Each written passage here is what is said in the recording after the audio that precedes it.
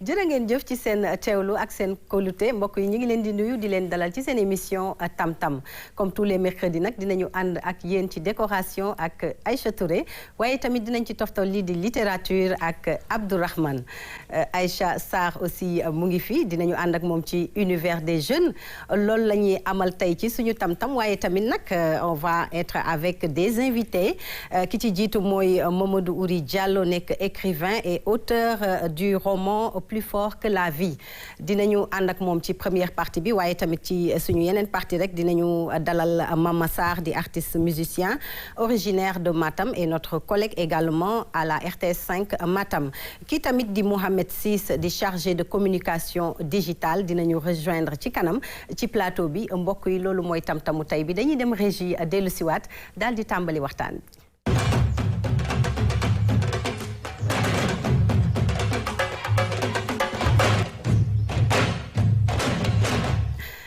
Aïcha Sarr nuyu naa la di am mbégte nag dalal la ci sa jeune bu baax tey. Rougui maa ngi lay fay le plaisir est partagé.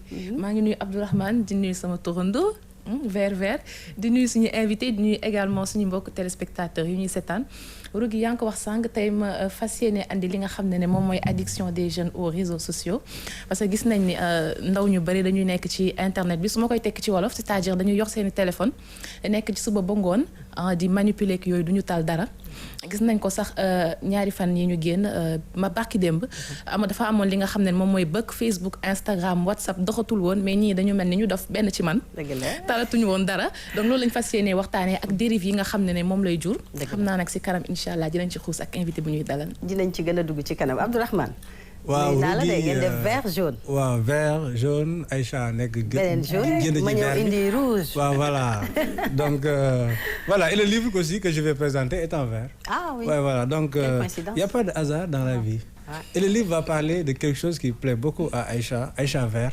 L'amour. Elle est verte aujourd'hui. Et l'amour est un sujet qui le passionne encore un peu plus. L'amour arrangé. Ah. Ouais. Et je te dirai pourquoi. D'accord. ci ñëw tey di ma wax lan. Donc attends ton tour. Rougui. Le livre de notre invité c'est plus fort que la vie. Alors, ça s'appelle, c'est un titre très fort. Hein? Oui, ça c'est sûr. On se demande, est-ce qu'il y a quelque chose de plus fort que la vie? Tout ça, on verra.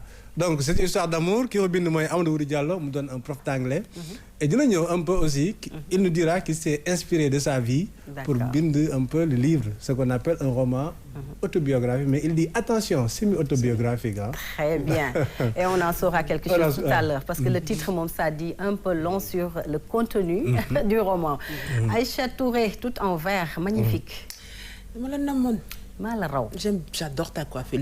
Li moy bantu nok. Bantu note, exactement. Rafet na de. Mais dina la japp de boko defal. Oui. Nga ma yow dañu xaw bokk style. Tu vois non? Il y a des gens qui sont des intrus sur le plateau là. Exactement. Les gens là.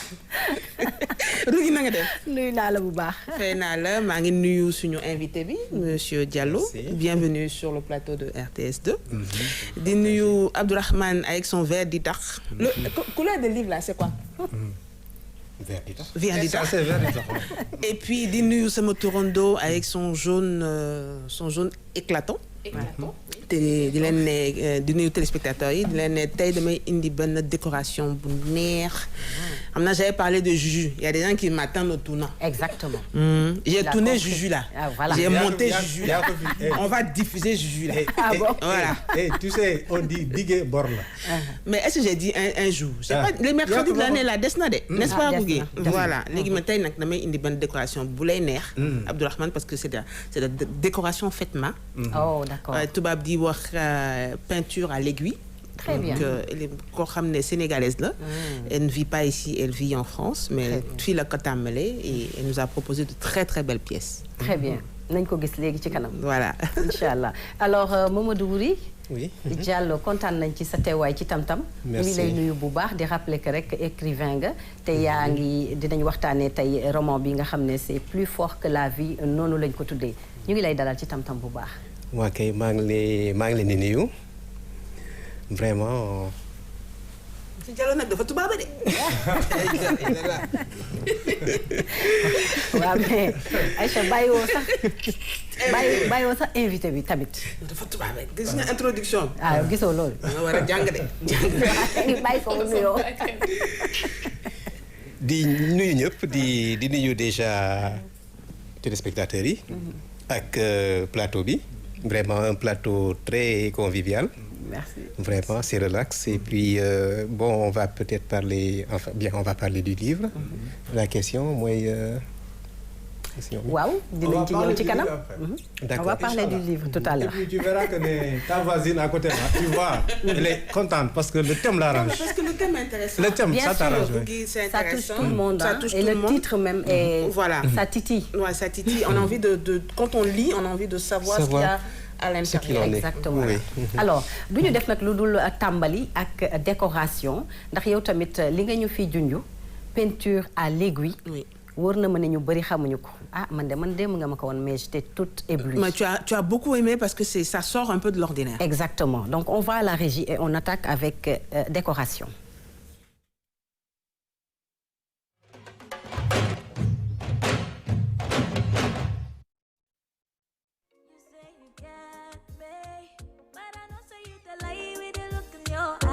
Stop acting funny.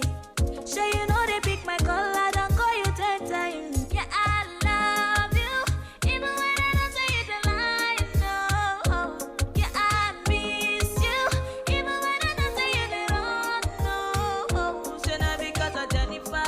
Now she they do the da Jennifer. Oh, I'm looking for that girl called Jennifer. Now she is spoiling your mind like a Lucifer. Hey, hey, hey, Jennifer.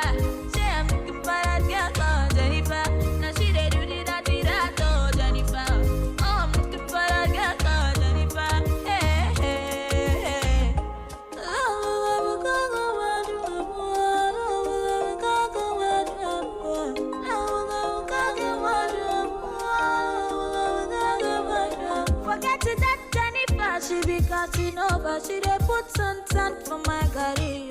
Come rain, come sun, I go love you better.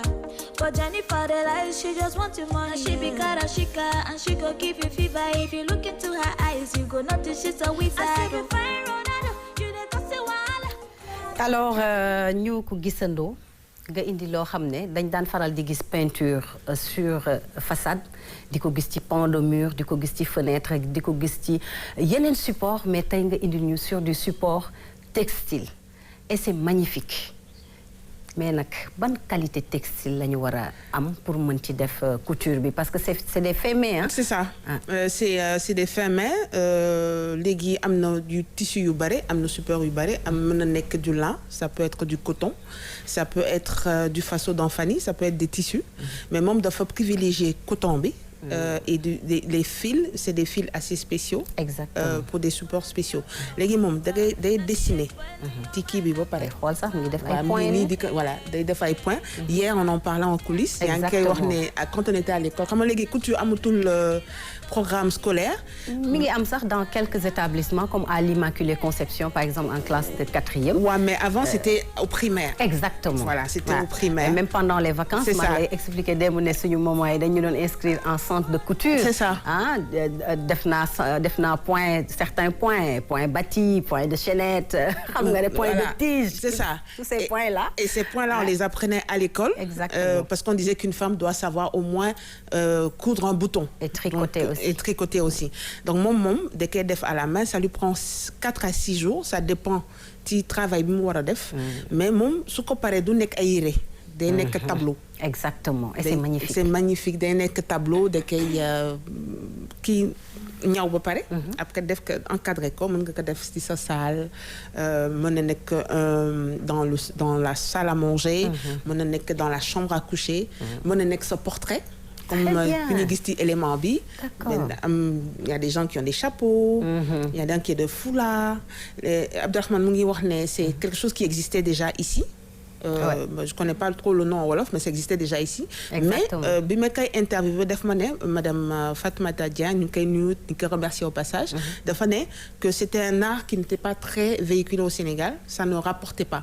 Oui c'est vrai que dafa metti parce que dañ koy gis ci ay nappe de table il y a nos mamans qui continuent à faire ça dafa metti parce que fait mais ku ne xam na ne surtout nga bëgg ko def ci benn support peut-être tableau bi sax benn dessin bu ndaw lay nekk mais imagine avant dañ ko doon def ci nappe wala drap de lit wala des couvertures donc foofu day nekk espace bu mag boo xamante ne ça prend du temps voilà mais elle s'est rendue compte que bi ñu demee France français yi jox ko gëddëm jox ne liggéey bi ça rapporte de l'argent parce que le femme coûte très cher et moom elle arrive à s'en sortir elle arrive à s'en sortir Abdourahmane.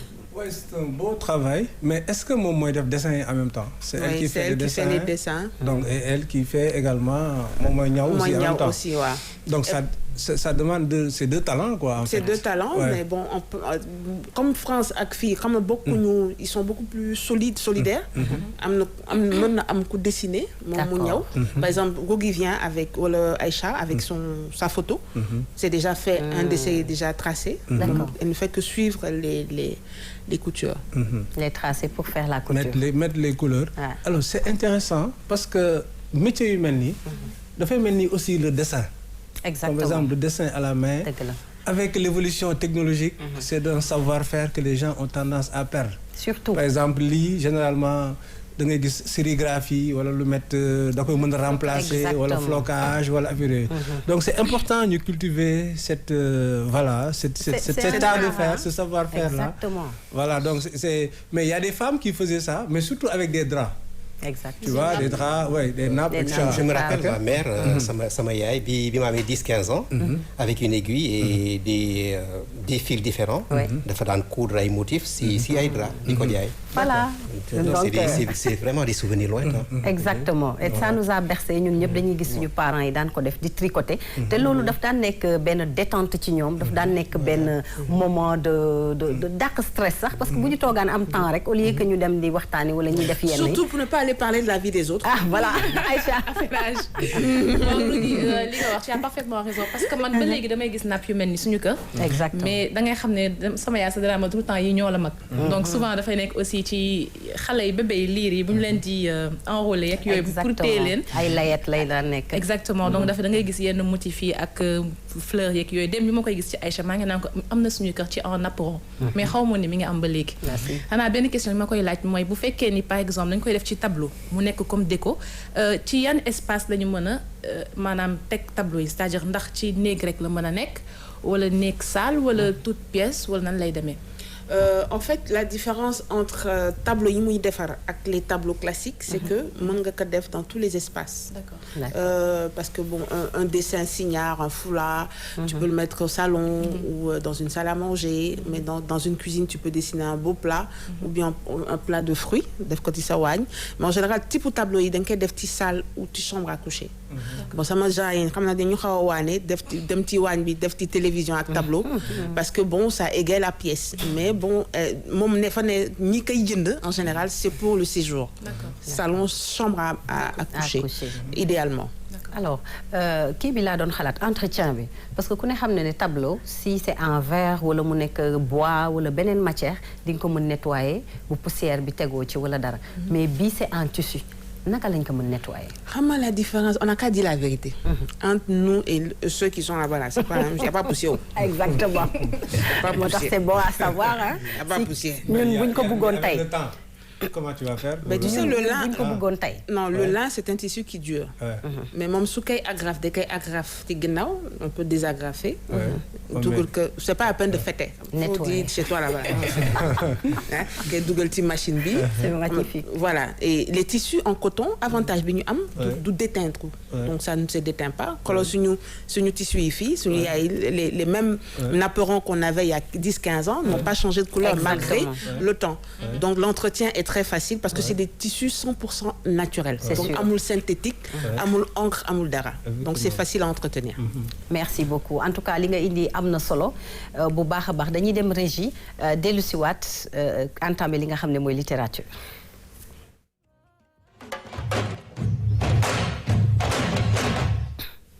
Alors plus fort que la vie nekk benn roman boo xamante ne dafa mel ni c'est l'histoire d'amour entre un jeune étudiant et une ravissante jeune fille comme Aïcha Touré et Aïcha Sarr. xam nga léegi nag ñoom ñaar bëggante nañu. mbëggeel bi dem na ba ñu bëgg a sëy. waaye nag le destin les rattrape. te destin boobu nag dafa mel ni dafa indi ay jafe-jafe. ci seen diggante ba mënuñoo sëy. oui effectivement loolu moo tax ñu dalal fii tey suñu invité bi. plus fort que la vie mais tu sais Aïcha. Je sais pas. Est-ce que les vrais couples qui s'aiment réellement, est-ce qu'ils finissent ensemble? C'est Rougui. Aïcha, c'est moi. Ouais, Aïcha, tu viens donc qui quoi? Moi, Aïcha. Mais Aïcha, j'avais une question pour toi. Mais est-ce que réellement les vrais couples qui s'aiment réellement, est-ce qu'ils arrivent à vivre ensemble? Mais parfois. Parfois. Et la plupart du temps. Est-ce que c'est pas trop rare? Voilà. Non. Moi, il me fait statistique. D'accord. Non, mais ça, c'était la question pour toi. La question pour Aïcha. Oui. Aïcha, est-ce que tu es contre le mariage arrangé? Oui, je suis contre, foncièrement. Même est-ce qu'à partir d'un certain âge, tu n'arrives pas à dire... Ah, tu veux parler de moi, non? Non, là où je suis, là. Je ne veux pas mariage arrangé. Même pas? Non. Mais tu peux tomber amoureux avec le gars? On vous présente juste ça, c'est arrangé. Non, il ne faut pas rentrer dans ce débat-là. Il faut laisser. Est-ce que mariage arrangé, ça finit toujours mal? Non, pas forcément. Pas toujours. Pas On peut toujours. avoir de bons mariages arrangés. Mais ça peut exister. Exactement. Est-ce que les meilleurs mariages ne sont pas arrangés d'ailleurs? Bon, là, non. Il en fait partie. Ils en font partie. Ok. Alors, plus fort que la vie, qui parle d'amour. waaw jàngat bi ma si am. couple njëkk ya. ñoo gënoon dëgër. Exactement. Parce que déjà c'était des mariages parentaux si biir famille la daan am. Donc ce qui fait dafa daan gën a dëgër. Mais léegi qu'est-ce qu'on voit léegi les jeunes couples du jour au lendemain. mun nañu disloqué wu. Donc qui se marient sur les réseaux sociaux. Dox daje bi. Voilà. D'accord. Mariage bataxal comme on dit. Donc comme je dis plus fort que la vie.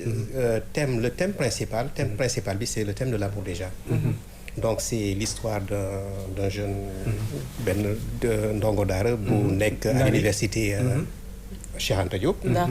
Ndari bi def droit c'est-à-dire mooy waaw droit donc bon ak ak yelleef comme suñu mbokk ay kii voilà mu def rencontre Dior une jeune fille bon et il est tombé amoureux de cette jeune fille et il a commencé di ko fréquenter. waaye dafa problème bi mooy. Dior. séeréer la. non Dior. Dior Louga waa Diourbel la. C'est sa dulcinée. C'est sa dulcinée. Ouais, mais comme Dior, c'est un prénom assez atypique. Ouais. C'est des prénoms qui vous marquent, qu'on choisit souvent. C'est un peu ça. Donc mu koy fréquenter bëgg ko. Mais si diggante mu rendre compte que ne la jeune fille était promise à un cousin, à quelqu'un d'autre. C'est un peu ça l'histoire. Alors finalement, mariage bi ça ne s'est pas passé comme Ndari l'a voulu. Ndari le voulait donc. Ndari aussi de son côté va épouser quelqu'un d'autre. Oui, parce que déjà Dior day dem cousin bi takk ko. Donc Ndari amoon na benn ami d'enfance benn promotionnaire am bi doon def droit comme moom. bu tudd Aïssa. Quelle coïncidence. Qu'il va épouser pour genre comme ñuy wax genre faj mer. Un peu. Non, pas. Oui, quelque chose comme ça, mais pas forcément. Par orgueil, pratiquement. Par orgueil, mais c'est que Aïssa boobu moom. daf ko bëggoon ci pet. Donc xam nga jigéen ak pexem. Donc oui. Donc gis na ne donc Ndari était un peu. Juste après, voilà. Elle en a profité pour abattre ses cartes. Donc c'est un peu ça. Alors, là, je vois un passage vraiment. dafa mel ni dafa moo toftalu ci seen rencontre déjà. Alors, il se revit avec Dior. C'est lors de leur première rencontre. Alors, Ndari avait été invitée à un mariage et elle faisait partie des dames d'honneur de la cérémonie. Alors, la mise qu'elle abordait, comme Aïcha Yirek, était ciselée dans l'une des étoffes les plus prisées d'Afrique occidentale. Alors, cet ensemble lui seyait à ravir. Elle était vraiment Craquante. Ah, monsieur Diallo waay. De taille moyenne, son physique n'était pas du tout avenant. Ses yeux, par contre, il vous attirait d'emblée. Alors, que dire de ses paupières plissées? Ok, mais tu sais, l'amour naît du regard. Son nez, hein? Et sa lèvre supérieure qui se retroussait au moindre sourire esquissé. Tout accentuait son charme. Quel détail! Alors, quand on écrit souvent, c'est un peu... Quoi, mais regarde Aïcha, le sourire. Non, Aïcha Bani. Les deux Oui, Aïcha Bani. Voilà, Aïcha Bani. Mais ça, c'est la description de Dior. Voilà. Qu'elle voit, que Aïcha voit, comment ça Non, que Ndari voit. Que Ndari voit. Aïcha, sort de moi. Aïcha, sort de moi. Sort de ta tête. Que Ndari voit. Oui. Alors, est-ce que Aïcha Oh là là. est-ce que pour Dior Pour Dior da nga am modèle, est-ce qu'il y a un modèle? Parce que yaa ngi wax livre là, en réalité, c'est un peu tiré de ta vie. Est-ce que c'est un modèle qui existe? C'est un modèle qui existe, mais je ne voudrais pas entrer dans les détails pour d'un peu protéger la vie. Elle est déjà mariée, elle est dans une autre vie. Voilà. Donc c'est un peu roman bitam soo xoolee man dama def droit dama cartouché. D'accord. Am déception d'amour boobu mais affaire bi xaw ma marqué. ma ne nag je vais essayer de réécrire l'histoire. Léegi il faut que me réussir d'une manière ou d'une autre en droit parce que man après dama dem anglais réussir foofu doon professeur d'anglais. ma ne nag il faut que je réussisse en droit mais même si c'est d'une manière fictive, manière ou roman yooyu daal maanaam jàngat bon kii imaginer daal. Parce que il fallait que ma def ko pour ma am sama jàmmi xel ak sama jàmmi xol quoi comme on dit. Donc voilà donc deux échecs que j'ai transformés en réussite, en succès. C'est un peu ça, l'histoire. Et c'est en ce moment que ci la histoire bi ñëw nga commencé di ko bind. Inspiré wu tamit un peu ci sa vie personnelle. Voilà, c'est ma vie personnelle, c'est ça. On appelle ça le Aïcha goumen. Sarr, hein? Le goumen. Alors Aïcha. Waaw Rougui, le livre il est très en fait j'étais tellement dans l'histoire omnibulée, c'est le mot que je cherchais. Plus fort que la vie. Question bi Abdourahmane balaa sax may ñëw ci loolu. Peut-être c'est votre premier roman. Oui. Alors man li ma lay laaj mooy pourquoi avoir attendu peut-être autant de temps pour génne lii parce que bu fekk bu ñu lay dégg lii yàgg na, c'est-à-dire que c'est un roman semi-autobiographique mais ci li nga jot a dund ci li ngay expliquer fii c'était dans votre jeunesse. Donc pourquoi avoir attendu ba le livre il est sorti quand? Il y a 2 semaines. Il y a 2 semaines. Donc pourquoi avoir attendu en 2021 pour génne peut-être livre bi? Bon xëy na mbirum yàlla la tam bon c'est le destin. Yàlla dafa ne woon peut-être que léegi la war a génn. Sama yaay bi gaañu sax en février, paix en son âme, je lui parlais souvent du roman et puis yàlla def na mu fekkewu ko donc c'est un peu ça que je regrette.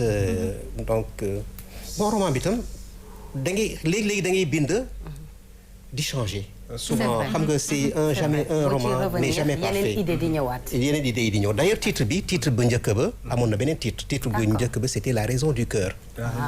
C'était la raison du cœur parce que un homme qui est entre deux femmes. C'est-à-dire Dior bi ko rëcc. Parce que après dina ko takk. Waaw, à la fin. À la fin. Ça montre qu'en fait le vrai amour ne meurt pas. C'est ça le message. Voilà. Ça se rattrape parfois. Merci Rougui. Ak Aïssa sama turandoo yaay. Donc bi muy takk moom Ndari. Son ami d'enfance. Et Fadel na. D'accord. Fadel c'est le cousin dont le mariage n'a pas réussi. D'accord. Exactement. Voilà, c'est le mariage n'a pas réussi parce que ils étaient peut-être pressés. Dior mënoon am doom. Mais monsieur Diallo, est-ce que mariage égale forcément amour? Non. Est-ce que mariage, Non. amour égale forcément mariage? Ouais. C'est un peu comme par exemple le couple que tu décris entre Aïssa et Ndari. Aïssa et Ndari, c'est un couple qui a marché plus ou moins, mais qui n'est pas basé sur l'amour. Qui n'est pas basé sur l'amour. Ouais. Et d'ailleurs, Aïssa, yéeg na ko parce que à la fin yéeg na ne Ndari mu ngi koy waaj a rëcc parce que après dem na ba gisaat Dior. Exactement. Les xel bi yëpp nekkaat si Dior. loolu Aïssa nag xam loolu.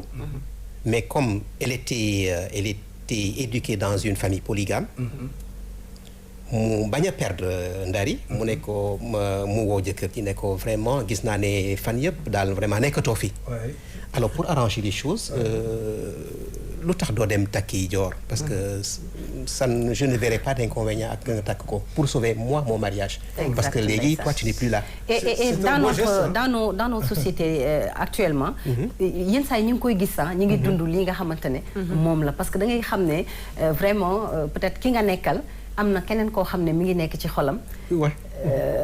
takku ko parce que il y a X raisons parfois même la belle famille bi ñoo ko dul bëggal ko mbokkam mu dem village takk fa wala mu dem feneen ak feneen ci biir famille bi takk fa mais au cours de la vie au cours de leur union dañuy dem ba ki nga xam ne moom la bëggante loon kooku sax xëy na sëy na feneen ba am njaboot mais bu yàlla tuddee ñu divorce ñu retrouver waat donc c'est l'histoire on peut dire que c'est une histoire même vraie parce que dañ koy rencontrer alors li ma la bëggoon laaj mooy mariage arrangé est-ce que c'est synonyme de réussite de mariage.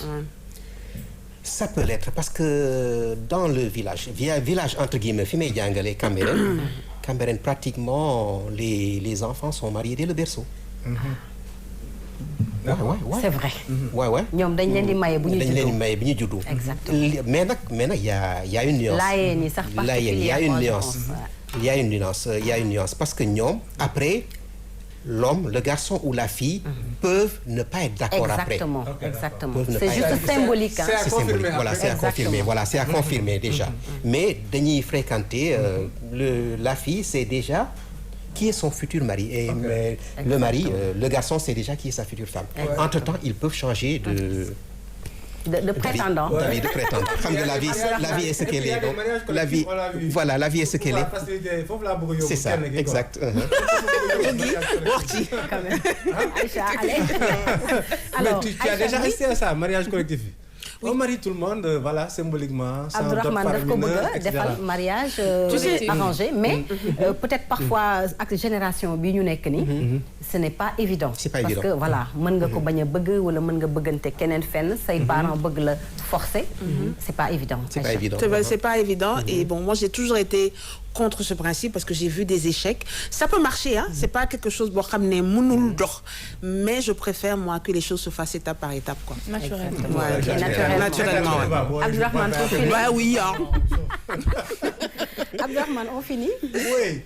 Alors, ça me rappelle bien le livre. Peut-être que, comme on peut-être lire Gabriel Garcia Marquez, L'amour au temps de choléra. C'est un couple qui divorce. Il se sépare, il se marie pas, il se sépare. Le gars, il revient, 50 ans après, il marie la femme. C'est un très beau livre. Ici aussi, c'est plus fort que la vie, ça va au-delà, ça va sur des années et des années. Donc. Voilà. Alors, monsieur Diallo, prof d'anglais, cette année, c'est ta dernière année en tant que dans les salles de classe. La plume va donc remplacer forcément la craie. Oui. Donc, c'est une nouvelle carrière. C'est une nouvelle carrière, oui. D'ailleurs, j'ai déjà commencé un second roman. J'en suis de la mort. De la mort, cette fois. De la mort, M-O-R-T. Mais la mort, la nuance, c'est que la mort comme récompense ou punition. Récompense ou punition. Fin de vie. Voilà, fin de vie. Parce que c'est un peu une personne qui décède et qui se réincarne. Si c'est la punition, qui se réincarne en un objet ou un animal qui revit sur Terre à côté de ses parents, de ses amis. C'est un peu ça. Alors, pour terminer, ça existe dans nos croyances. Alors, pour rappeler juste plus fort que la vie, il y a aussi un aspect important. Je ne dis moi, comment ça s'appelle, le personnage Dior qui n'arrive pas aussi à enfanter. Enfanter, voilà. Oui, elle en a parlé tout à l'heure. Voilà, c'est dû à quoi? C'est parce qu'elle n'aime pas, c'est le mariage qui n'a pas...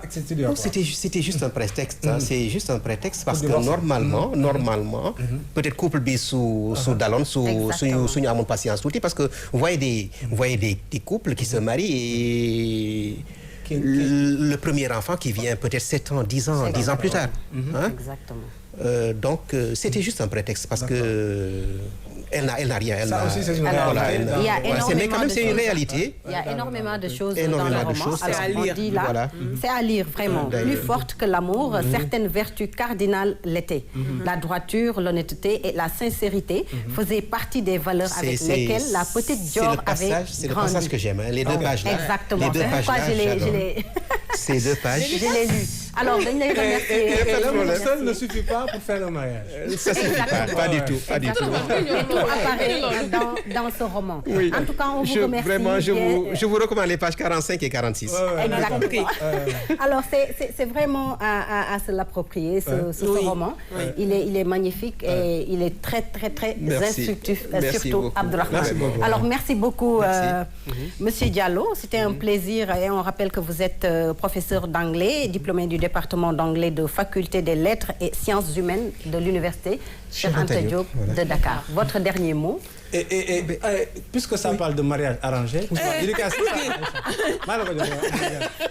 Aïcha, il faut acheter des livres. Ok, d'accord. Votre dernier mot? Tu vas lire ça. Vraiment, j'ai été très honoré d'être reçu par la maison, la maison RTS, c'est la maison mère. C'était pas évident, vraiment, écrire un roman juste 2 semaines après. Et je suis pas le seul écrivain du Sénégal, donc déjà être invité. Mais votre histoire est magnifique. Votre histoire est magnifique. C'était un plaisir, vraiment. Voilà, bonne continuation. Merci beaucoup. Et puis bon, voilà. Et dédicace, Aïcha Touré. Hein? Aïcha Touré. Voilà. Aïcha Touré. Voilà. Alors, le temps de la dédicace à Aïcha Touré, plus fort que la vie, et j'espère que...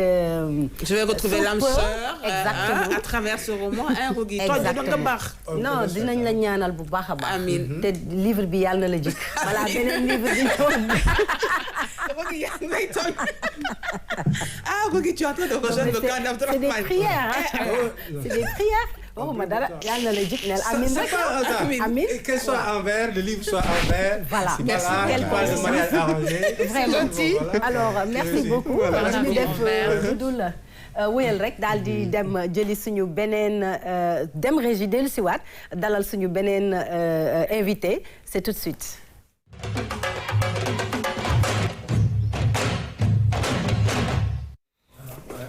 Alors dañuy duñu def lu dul wéyal ak suñu émission Abdourahmane tu me fais mettre mes lunettes en vrai littéraire. waaye nag duñu def lu dul dalal ki nga xamante ne rek mooy univers des jeunes avec Aïcha Sarr. Alors mu dugg ci sujet bu am solo nga war ko rek waxtaanee. Alors lan la ñu nar a am tey ci univers des jeunes. waaw Rogi maa ngi ko doon wax sànq donc ñu fas yéene waxtaanee li nga xam ne moom mooy addiction des jeunes aux réseaux sociaux. donc maa ngi koy wax sànq mooy ndaw ñi nga xam ne benn ci man génnewu ma ci sama bopp dañuy nekk suñuy téléphone sëgg ci suba ba jant bi soow duñu tal dara duñu tal liggéeyu kër yi ak yooyu. te Rogi lu ëpp ci li nga xam ne moom mooy maanaam ni ñu koy jëfandikoo. du doon lu baax. dëgg la dañuy nekk ci internet bi topp kaay yi. raconter histoire en anonymat. li jënti problème mu jàmbur. di weerante da ngay gis ñaari nit di waxtaan audio wala ay vidéo. li ñuy jëflante kenn xëy tas ko ci internet bi. dëgg la alors que mën nañu ko utiliser à d'autres fins. te exactement loolu yëpp li ko waxal du lenn du parce que communication amatul ci kër yi. nit ñi waxatuñu amatul communication sociale. communication bi internet bi daal andi moo fi nekk. te pourtant mën nañu ko jëfandikoo ak li nga xam ne moom mooy mën nañu ko jëfandikoo à de meilleures fins je veux dire. exactement utiliser ko ci anam yu baax. moo tax tey nag ma dalal ki nga xam ne mooy suñu invité nga xam ne c'est un spécialiste en com digital et en réseaux sociaux. ñu waxtaanee li nga xam ne moom mooy dérive yeeg addiction yi ci ndaw ñeeg yu demee noonu. dinañ ci ñëw léegi waaye tamit nag dañuy dalal ki nga xamante ne mooy Mohamed Ciss chargé de communication digitale ñu fas yéene waxtaan ak moom rek ci li nga xam ne mooy dépendance des jeunes aux réseaux sociaux Mohamed maa ngi lay nuyu bu baax di la dalal ci Tam Tam. maa ngi lay fay di leen jaajëfal ci invitation bi. alors tey ñu fas yéene waxtaanee communication digitale ndax xam nañu ne am nga ci xam-xam te jeunes yi léegi gis nañu leen ñu nekk ci réseaux sociaux yi di ci def naka sudul noonu ñu ci ëpp mais am na ci ñoo xamante ne tamit ci beneen wàll bi ñu ngi ciy def yu am solo di ci jàng ak di ci def yeneen ak yeneen dépendance boobu noonu lan moo ko waral. alors dépendance bi li ko waral lu yomb xam la pourquoi parce que dañoo subir ñun ñëpp utilisation réseaux sociaux yi nekkul plateforme yoo xam ne dañ ko créé woon pour ñun nekkul loo xam ne ñun ñoo ko créé pour suñu utilisation bopp donc lu jóge feneen mu ñëw ci yow nga war ko utiliser di nga xool naka nga ko war a utiliser donc loolu moo nekkoon première étape mais dépendance bi tamit li koy indi mooy dafa nekk loo xam ne dafa remplacer loo xam ne amoon nañ ko bu njëkk amoon nañ moyen wu toog si taatu garab par exemple pour waxtaan wala mënoon nañu seet nit pour waxtaan mais dañ toll jamono boo xam ne nii amatuñu temps wu seeti nit wala jël téléphone woo nit laaj ko ci lu mu nekk donc li nga yor mooy sa smartphone am nga sa connexion internet mën nga envoyer message mën nga def benn publication nit ñi réagir et cetera bu loolu weesoo am na yeneen aspect notamment nit ñi nga xam ne tey jii ñun en tout cas en tant que jeune dañuy soxla ku ñuy valider maanaam que nit ñi di apprécier lu ñuy def donc réseau social exactement réseau social boo gis dafa am benn aspect psychologique bu ci am donc le fait que tey jii nga am fonctionnalité bu lay may nga mën a like ay publication par exemple ñu ne la tu as 10 000 likes wala tu as 100 commentaires et cetera loolu lépp dafa am beneen aspect boo xam ne lu muy wundu la te dafay jëm surtout benn approche sociale bu mu am donc même si buñ ñu ko waxul tamit en tout cas ñun ñi nga xam ne nekk nañ ci mën nañ ko xam parce que tey jii balaa ngay créer sa compte réseau social par exemple di nga joxe ay information donc di nga joxe sa tur sa sant fan nga dëkk sa âge par exemple et cetera yenn saa ñu laaj la say opinion politique wala say opinion religieuse donc information yooyu loolu la ñuy wax ay points de données yooyu mooy permettre ñu mën a xam nit kii kat même bu ñu amul turam bu connecté woo rek xam ne kii lii la war a bëgg loolu moo tax tey jii boo connecté woo par exemple boo gëj a dugg sa compte ñu envoyé notification ne yow kat gëj nga fi sa xarit tel dugal na photo doo bañ a dugg il faut nga dem dugg xool sa xarit boobu lan la dugal wala sa xarit tel tagge na la ci benn photo donc identifié na la il faut nga dem vérifier li ñu la identifié lan la donc xam nañu ñun en tant que nit naka la ñuy réagir moo tax réseau social bi adapté suñu utilisation ci wàllu woowu loolu fépp foo mënti dem ku mu nekk chinois bi africain bi wala whatever même comportement bi la ñu am face au réseau social maintenant nag différence bi fan lay nekkee ci naka la ñuy utiliser plateforme yi ak ban njëriñ lañ ci gis ak yan méfait moo ci am. jeex na ma bàyyi la ak Aïcha. waaw donc Rougui mi ngi koy wax sànq amatul li nga xam ne moom mooy communication ci kër yi dañ doon toog bu njëkk bi ci ay taatu garab ak di diisoo affaire yooyu noonu ñu bëri temps bi ñuy passé ci internet bi man dama jàpp ni à mon niveau xëy na mooy waral dérive yi parce que peut-être man je me dis maa ngi la koy wax démb Rougui pour man boo amee loo def. am ci loo nekk doo tala peut-être wax ay détails wala di yàkkalante ci internet beeg yooyu mais yow à ton niveau lan nga jàpp ni en tant que spécialiste peut-être mooy waral dérive yi lan moo tax en fait mënuñu jël ñenn ñi bokk mënuñu ko jël utiliser ko à de meilleures fins mais liñ ciy gis mooy côté négatif bi rek la ñuy defee ci internet alors pour parler de dérive il faut ñu xam déjà que nit ñi ñun en tant qu'être humain ñun ñoo nekk ci plateforme yi c'est pas ay machines yooyu échanger wala wala suñu ay comportements normaux yu ñu yor ci société bi la ñuy transparaître sur les réseaux sociaux yi donc ça c'est un aspect l'autre chose à comprendre c'est que comme ni ma ko waxee au début on a subi plateforme yi d'accord et effectivement comme ni nga ko waxee boo amee loo def doo tala nekk ci leneen man mi nga xam ne je travaille sur les réseaux sociaux je gère des plateformes pour d'autres personnes des fois damay am problème pour nekk sama plateforme bopp parce que awma temps bi parce que temps boobu jaay naa ko keneen koo xam ne war naa gérer ay plateformes donc loolu mooy ñaari aspect troisième aspect bi pour man c'est qu'aujourd'hui on n'a pas eu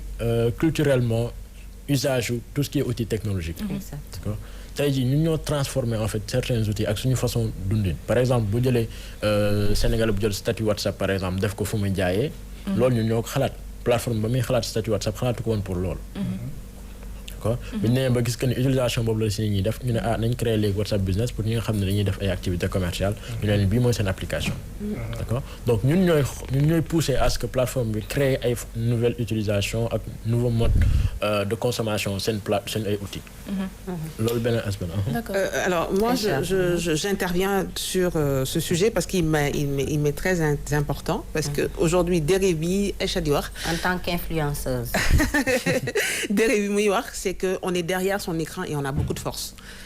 Ça donne la confiance en soi. Da ngay gis benn discussion bu yomb Facebook wala bu doo xam ne c'est terre à terre nit jóge foofu bindi lu ko neex parce que day xam ne bon voilà quoi il est derrière son écran, il peut écrire ce qu'il veut, ça donne déjà une confiance en soi. Le nombre de likes augmente la confiance en soi. Les jolies photos, voilà. Du mel ni boo jàkkaarloo ak nit di wax ak moom. Voilà, parce que il est important. Voilà, il est impression. important d'être derrière son écran et d'apprécier les likes. Bon, on se dit que maintenant ça rapporte de l'argent, l'influence sur les réseaux sociaux, mais ça date d'il y a 5 ans seulement. Avant, c'était... Tu gagnes combien, toi? Dis ça à l'écran ici, quoi. Non, parce que l'influenceuse aussi, ça peut rentrer dans les dérives. Parce qu'il y a voilà, des influenceuses, il y a des fois tu t'endettes, tu vas, parce que c'est très joli, tu veux faire la promotion d'une maison. Donc tout ça, ce sont des dérives. Mais moi, ce que je veux intervenir sur ça, c'est qu'aujourd'hui, les réseaux sociaux, soit tu t'en sers pour faire de bonnes choses, soit tu t'en sers pour faire de mauvaises choses. Et maintenant, la loi, elle est claire.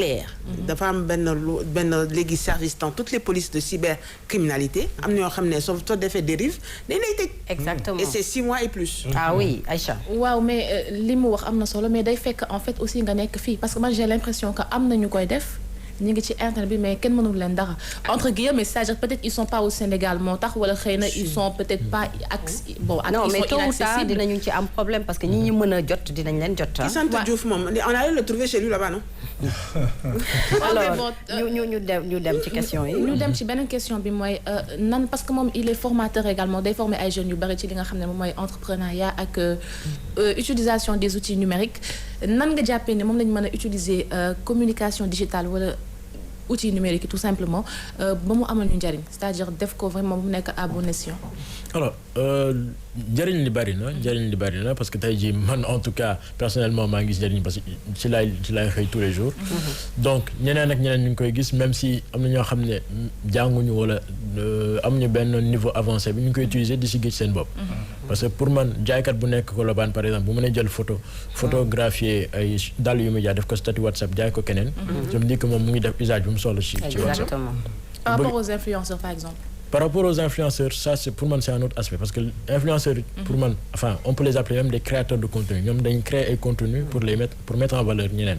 Exactement. D'accord. ñu leen di gis ci image bi sax nga xam ne ñu ngi ci yëngu bu baax. Exactement donc influenceurs yi tey jii ñoom ils doivent d'abord déjà comme je le disais sur un article de Dakaractu que diversifier seen ay sources de revenus. Parce qu'aujourd'hui les réseaux sociaux en fait ne sont pas pérennes. Ils ne sont pas pérennes. Loo xam ne chaque jour dafay exister on l'a vécu avec la panne qu'on a eu d'avant-hier de 7 heures.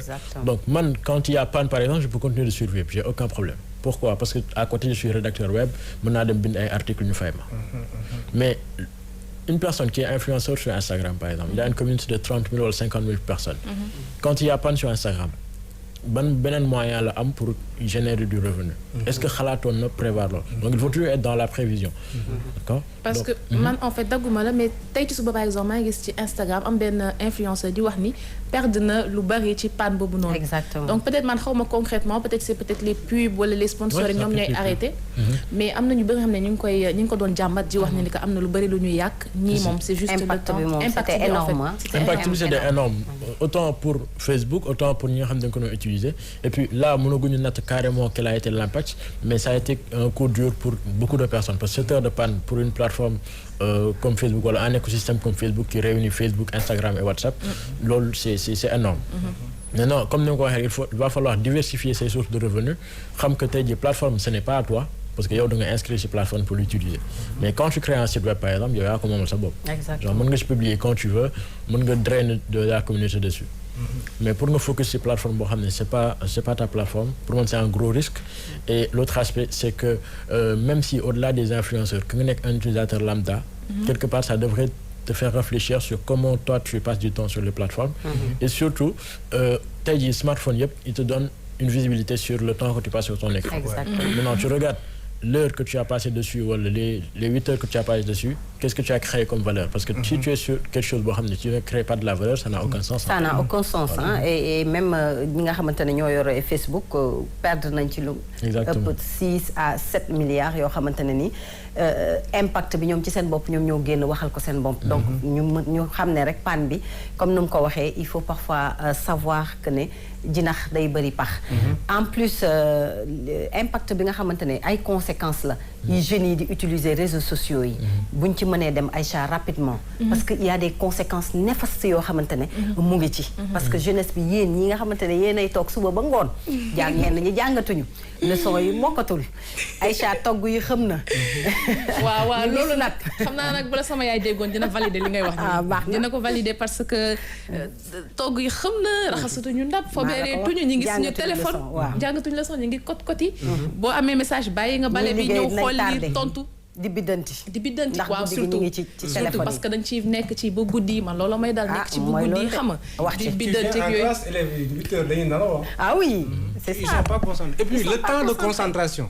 Il y a un gars qui a écrit un livre qui s'appelle la civilisation du poisson rouge. xam nga poisson rouge mooy poisson boo xam te ne su xoolee benn direction là pendant 8 secondes su tourné fàtte na li mu xooloon. nee na la génération d'aujourd'hui seen temps de concentration là c'est 9 secondes. donc loolu dafa am impact sur voilà quoi. la psychologie hein. Voilà la psychologie. Et puis dans les années à venir suñu deful naa léegi gis benn médecin war a opérer. xëy génn la génération là à venir là.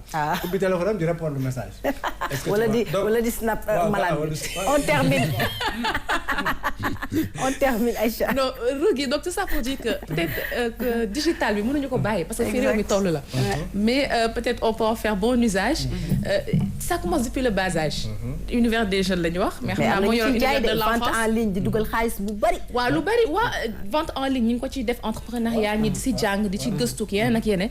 mais en fait di waxaat ni parce que comme ci contexte boobu la ñu nekk affaire u internet xale yu ndaw ñi ñuy jël di leen bàyyi aussi ak téléphone yi ñu koy màggalee dafa teel ci seen i bët. c'est pas normal teel ci seen xel ak seen concentration yooyu yëpp donc il faut vraiment que ñu xoolaat loolu. dernier mot Mouhamed xam naa ne yoon du yam ci benn comme yaa ngi ci digital bi dinañu gën a yaatal beneen yoon ñu bàyyi la nga terminer.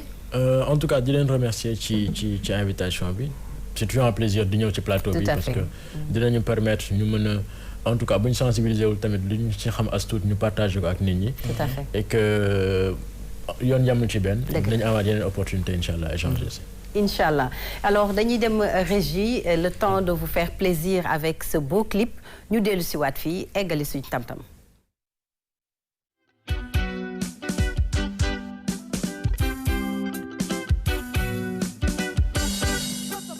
Kacheno gando wali wala kacheno lando wali wala Kacheno gando wali wala kacheno lando wali wala kacheno lando wali wala cheno sama sa wali wala kacheno lando wali wala cheno sama sa wali wala amaral mu'minina jullu kullu alla arif billahi cheno sama sa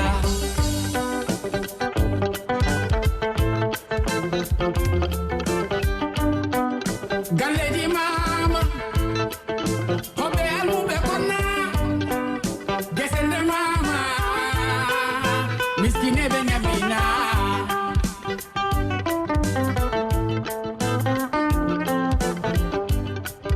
ceerno sama sa welamma sawtoma Alors c'était le clip de Mama Sarr moom sax la ñuy am bégte dalal ko ci plateau Tam-Tam Mama ñu ngi lay nuyu excusez-moi di la dalal rek ci plateau Tam-Tam. nuyu naa la ziar naa la nuyu naa téléspectateurs yi nuyu naa ñëpp ak ñi ñuy bokkal plateau yi noonu la. waaw noonu la de wolof bi da ngay comprendre nga bandiraɓe sehilaaɓe musidɓe tedduɓe ɓiɓɓe fulɓe fullaaɓe lamɗoma cefe ɓurtani yoɓe mbimi e wimi e wimami funnague hirnague rewo e worgo ɓaleri sahal onon kala on calminama e kuuɓal. merci beaucoup alors kontaan nañ ci dalal la ci Tam-Tam nga nekk artiste nekk musicien jóge fële ci Matam nekk en plus suñu collègue di def musique waaye tamit am sa métier lan moo la dugal ci musique Mama. nanimi musique ko yidde waaw te man séeréer laa waaw man nañu góorgóorlu maama nañu góorgóorlu rek ci olof bi tuuti rek ful la nga am ful la kese nga am nag waaw di ma dugal ci musique dama bëgg lu tax ma bëgg musique nag bi ma nekkoon taalibe Baaba Maal laa doon déglu ñun taalibe yëpp suñuy dem suñuy ci woy yi la ñuy toppaat Baaba Maal li muy woy ci woy yooyu la ñuy toppaat affaire bi dem ba dugguma tamit ma dem ci benn école pulaar ma bàyyi alxuraan bi ma dem ci benn école pulaar may jàng pulaar encore suñuy def lu ñuy wax am na benn mot boo xam ne mënuma ko wax ci wolof hiri juno sensibilisation ma wax ko ci français sensibilisation bu ñuy sensibiliser dañuy def ay woy ci loolu di man tamit ma ñëw di woy di commencer par ndànk-ndànk encore may woy affaire bi dugguma daal ma jàpp ci affaire bi waaye sama waajur alxuraan la ñu bëgg ma jàng ko bëgguñu ma dem ma def feneen waaw bëgguñu ma def musique yàlla def na nag dem ko bëgg trop mu dugg ci sama xol ma nekk tamit kuy bind ay woy yoo xam ne lu ñuy wax ci poème ay poème pulaar waaw ay poème pulaar léegi may dem di ñëw mais sama waajur ànduñu ci foofu pour ñu ànd ci day am problème mais wante maa ngi naxanteeg ñoom ndax waajur la soo ko xaw ma lu ñu koy waxee ci wolof jinnaaro ko hayre so yanema a gaañoro so sa yani mum kadi ngaañu la dëgg la boo dalee nen la waajur nen la su dalee sa kaw yow yaay gaañu soo dalee si kawam yow yaay gaañu waaw may naxanteeg ñoom ndànk ba keroog ñu xam ne kii lii la bëgg ñu bàyyi ma ci dëgg la vraiment waaw macha allah alors naka ngay allier les deux yaa ngi liggéey RTS yaa ngi def musique waaw maa ngi liggéey RTS maa ngi def musique RTS tamit man waxkat pulaar laa yow lan ngay def RTS damay def émission boo xam ne artistes yi lay invité di leen laaj seen carrière seen dund fi ñuy jaar biographie am seen biographie après ñu ñëw ñu wax ma ko ma indi comme nii rek comme ni ngeen def mu am musique mu neex mu am musique mu neex animé ambiance waaw ambiance waaw kay très bien alors naka nga koy allier ñoom ñaar ndax métti na non métti na méttiwul xam nga nit boo bëggee loo bëgg rek du la sonal day off ci yow mais loo bëggul moo lay sonal yenn saa yi mais boo bëggee dara rek dara du la tere def ko dëgg la Aïcha waaw Touré ah Touré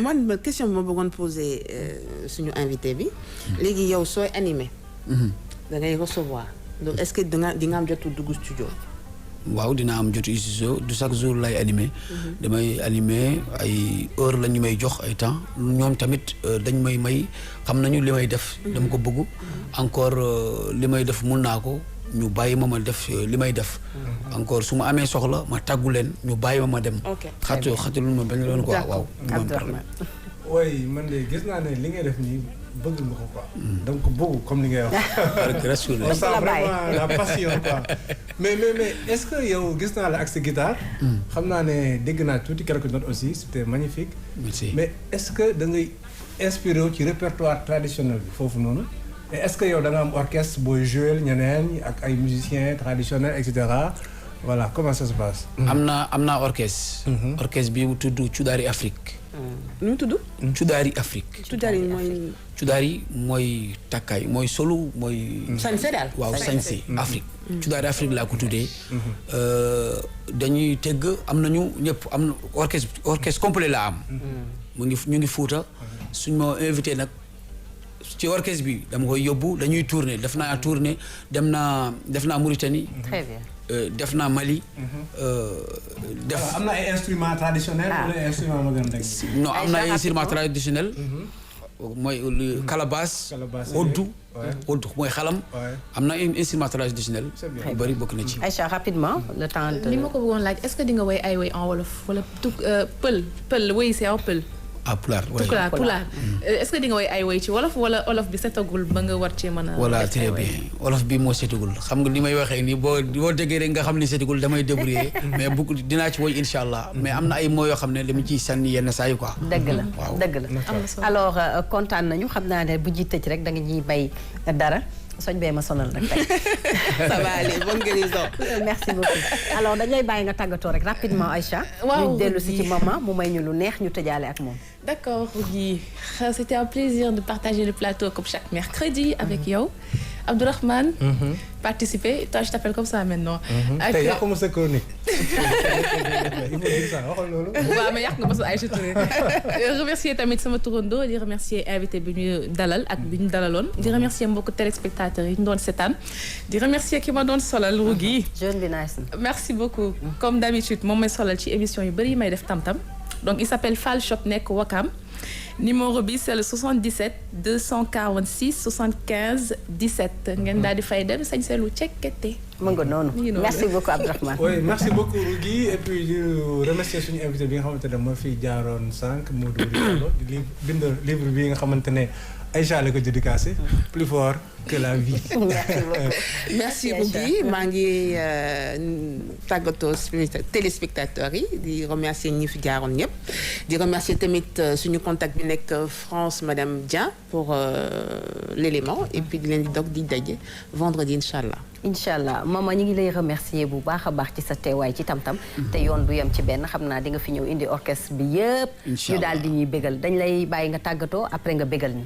incha allah kon nuyu naa leen sant naa leen gërëm naa leen tàggu naa leen noonu la noonu la c'est bon ɗum bandiraɓe on mbaynama on calminama on juurama ko temps o faaɗi ɗum noon mi wi on yo Allah silen ñawnoɓe jaccine ɗanniɓe tawa jooɗiɓe dow jaam ɓen ɓe ganduɗa ko ɓiiliɓe kasoji yo Allah ɓiltuɓe mbasa ɓira toon gongol ɓen ɓe ganduɗa ko leeɗiɓe cuuɗi cafriɗe ñagneɓe jaam e calele kisal ɓe ganduɗa yo Allah suuren donc ko noon jarama aca ñu bàyyi la nga may ñu lu neex nag inchallah liw bi liw la tudd waaw liw moomuñu liw yoo mi jeeya bone liw du sedd liw bi ñu foog Aïcha Touré toogal ay wat liw moomuñu mbon aca ñëw ci moomuñu iñaan moomuñu dañu war a dundante ci ak jàmm ak salaam ñu yéenente ak jàmm ñëwal waaw loolu la ñu war a dundee boo amee jàmm ci laa war a kontaan boo amul jàmm booruma kontaan loolu lay woy alors téléspectateurs yi ñu ngi leen di jaajëfal di leen jox daje ba suba ak jàmm à la même heure sur la même chaîne di leen bàyyi ak Baba rek mu bégal leen ci li nga xamante ne rek mooy guitare bu neex bi ak way liw yo mi jeeya bone amadam toro mi jeeya bone di wari gogo mi jeeya bone di wartimo mi jeeya bone anda so gurdo mi jeeya bone anda so maydo mi jeeya bone uri sikak mi jeeya bone mai jombani mi jeeya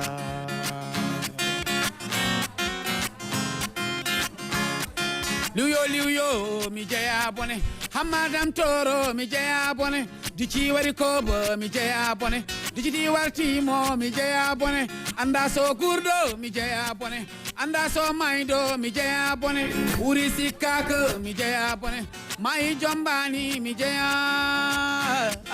mi koy mi jeeya